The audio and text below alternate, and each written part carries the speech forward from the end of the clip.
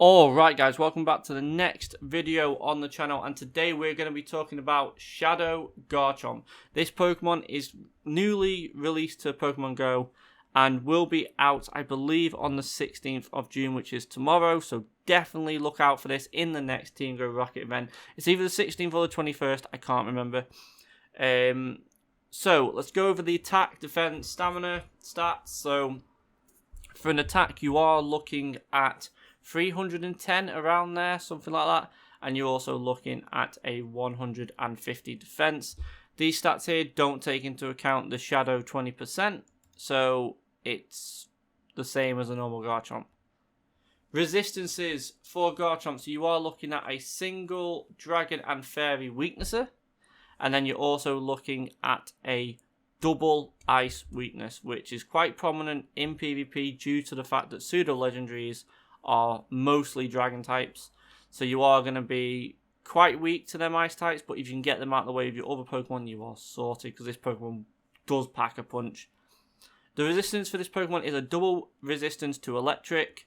You've got a single resistance to fire, poison, and rock type, so a very well diverse Pokemon to take into PvP, and also to defend gyms and take down some raid bosses. So this Pokemon is going to be huge for Pokemon Go.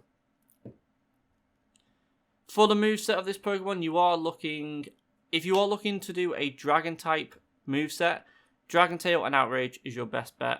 Highest DPS, but you can also take it in as a Ground type. We'll look over where they are in the overall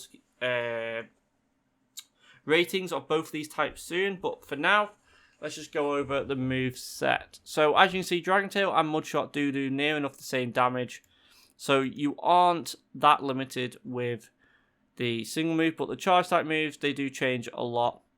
For me, I would be taking this in, I'd be having two. I'd be having one as a full Dragon type and then one as a full Ground type, whilst also adding in either Fire Blast or Outrage to the Ground type, and then either Fire Blast and Earthquake to the Dragon type, just to give that diversity for them ice types that are coming in.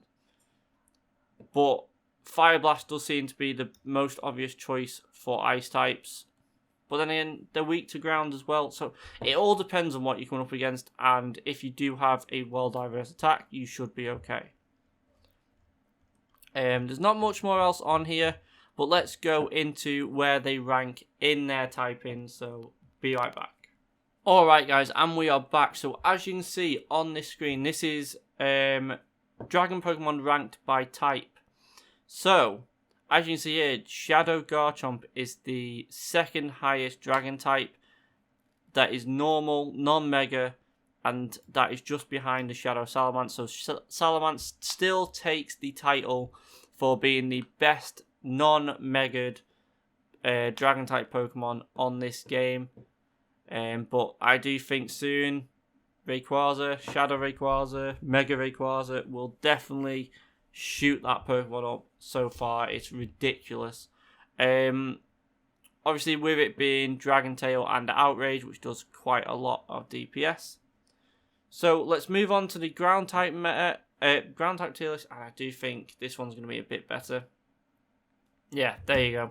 So getting rid of the primal forms and the mega forms, Shadow Garchomp is the best ground type Pokemon on the game.